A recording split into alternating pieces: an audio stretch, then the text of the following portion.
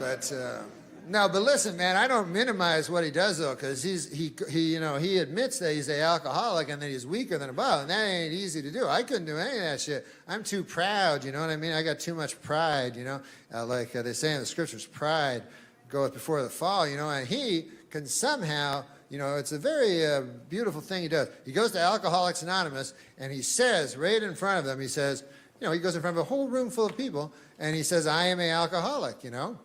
Which I know does not sound that anonymous. I didn't name the group, but sounds like the exact opposite of anonymous. Whatever. Like to me, the alcoholics that, you know, the anonymous alcoholics, to me, would be like you guys. I don't fucking know. I can't tell, you know? But once you tell a whole church basement full of people, your cover's pretty well blown. But Richie K, but I'm not going to tell you the last letters. Plus, you can memorize my face. But other than that, I would like to keep this completely anonymous. If there was just a way I could...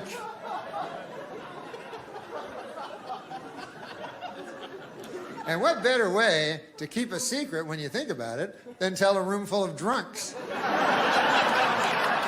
That's not going any place, you know? As soon as the guy has a relapse, hey, Richie blew a dog for a pint of gin. He told a whole bunch of us. Right. So last week, Dearest Petey made a video about Jacqueline Hill. He called her out because she deleted one of her videos and negative comments. Yeah, that's real rich coming from YouTube's biggest crybaby. Peter, you have been throwing fits for years over your viewers who call you out for the smallest thing. Dear Lord, cringy much? I'm also glad to report that the negative reviews that Peter's stupid grannies left him have all been removed off of the Sephora site.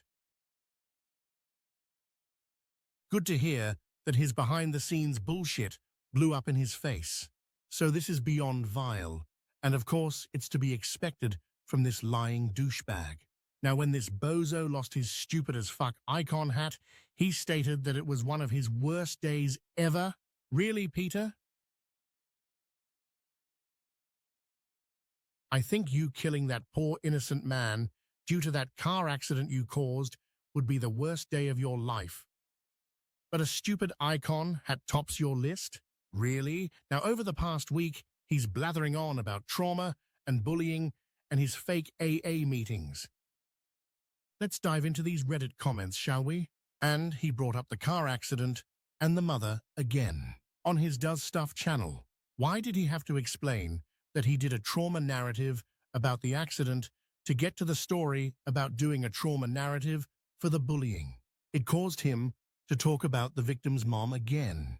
The video title was about bullying and doing the trauma narrative for it. So why not just say, my counselor thought doing a trauma narrative about my being bullied would be helpful. But no, Peter had to bring up the accident first and how the mum called him. I loathe that man, I swear. Since Peter is such a huge believer in therapy and bullying ruined his life, why in the hell did he not address it with his therapist before now? He even had to ask his therapist how people who were bullied felt. The therapist told him, and they worked on those feelings. Those weren't even Peter's feelings. Peter said he just felt scared. Unless I completely misunderstood, this just validates the theory that Peter is the bully and always has been. My 2 cents. Unreal. Of course, Peter is now bringing up the real reason why he didn't go back to AA. Oh, Peter, it's all documented on Guru Gossip. You being a cheap ass and not wanting to pay back a lady her money you owed her. Period, end of story. None of these dramatics you are creating for sympathy. The other lie I think he is telling is that it was only $300. He needed money. BC, He wanted to go to Las Vegas, he was broke, and he knew the money his mum had left him would be coming soon, so as soon as he received it, he would pay her back. How is $300 going to cover a trip to Vegas? That did not make any sense at all. Then he tried to justify it by saying to the woman, "Why didn't you just remind me and ask for it back?"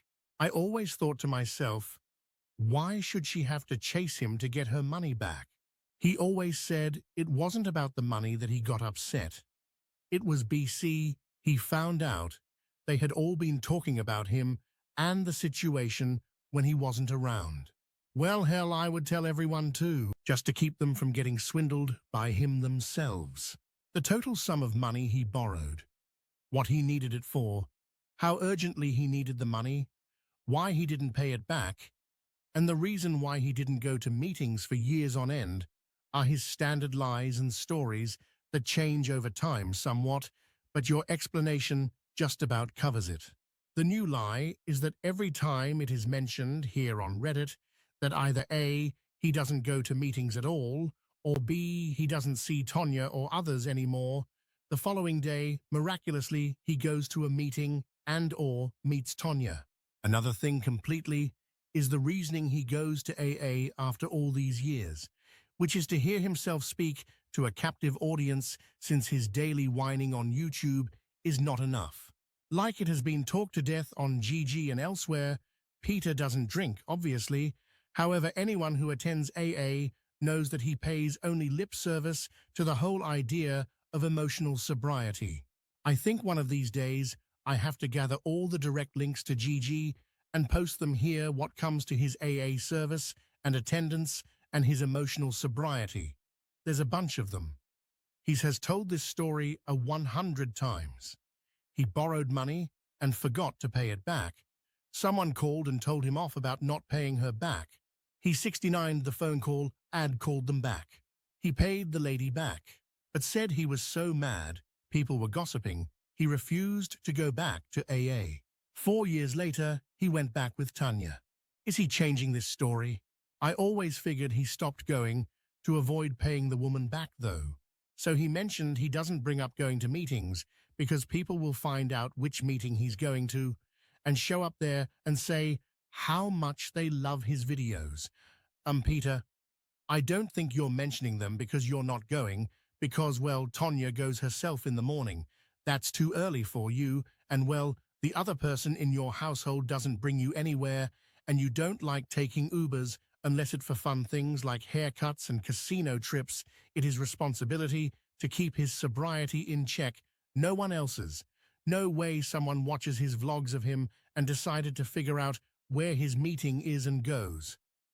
I'm going to get to talk to Peter Monn at anonymous meeting.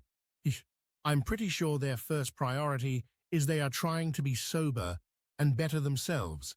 Not, oh my God, it's Peter Monn, YouTube sensation.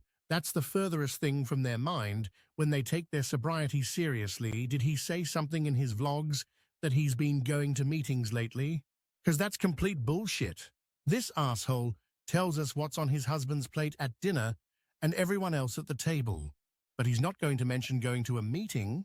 Does he really think his audience is that gullible to believe that bullshit? God, this guy's really something else. If his mouth is moving, he's lying. If his ass is moving, he's lying out his ass. Peter has had a great summer, latest vlog. He's enjoyed himself. He's reached the other side, meaning a peaceful existence after his stand-up-for-myself era. He can handle the pool closing. He looks forward to fall, Halloween, and Christmas. The reason for this bliss is, again, the phone call from the mother who lost her son in the car accident. Peter didn't know, but it turned out that he really needed this contact to be able to finally move on. Thanks to her, he now can live his best life. Not Alex, not Caroline, not Tonya, only her words helped him. Said Peter, I almost feel sick. Can't he leave her and her family alone? And how can this new Peter Monn come for some Sephora employees like he did? He learned absolutely nothing from this remarkably kind mother. He may be forgiven and allowed to embrace life, but he himself is not going to forget and forgive anyone who annoys or upsets him. Still the same old narcissistic bully, Guru Gossip is filled to the brim with everything Peter. I have noticed that some Redditors are not aware of everything that has happened in the online world of Peter Monn. There are so many untold stories that are buried in time, so many receipts. Should we just bring up the receipts, Whitney, lol, if they pertain to some new foolish thing Peter says? I, for one, have receipts galore. While many receipts in Peter's actions are known to us haters, as Peter would call people who are aware of him from 2016 onward, or even before, the recent analytics of his main and vlog channel show that the majority of his active viewer base are completely new. 90% of his total sub count are channels that are not used, and the active channels have mostly followed him less than 2 years. Perhaps they should know and see what Peter is about. Things like these that are from 2008, 2018. It's almost hilarious that not only Peter's rants that are completely unhinged are all available all over YouTube, Twitter, and Tumblr, there are a ton of receipts that show what kind of person he is. Do people think these things should not be brought to light, as he is this old man, while he is a middle-aged man that should be still in his prime? I'm feeling my gloves might be coming off.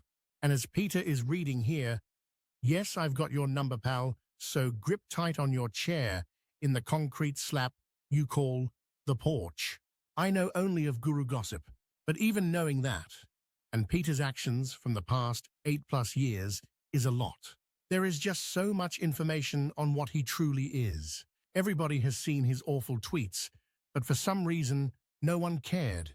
His Tumblr page with naked underage boys has been published, but no one cares. I'm not exactly sure why Peter Monn can continue to exist online. I think it's because most commentary channels that see him think he is some 80-year-old grandpa that cannot be criticized, since due to his old age, he should be given a pass. This is my opinion. If him liking underage boys or masquerading as a psychotherapist doesn't have any affect on him, I wonder if anything will. He truly has a Teflon surface. He did, however, have some crack in his surface when he unwittingly showed he is pro-right-wing extremism. But exposing him for that would gather him only new subs, lol. There were some really odd things he said about his marriage. I can't remember now exactly. Something, it's in the Guru Gossip archives.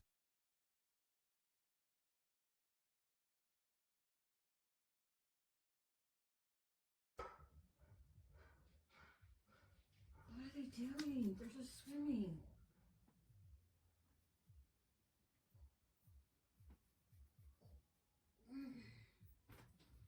That's a first.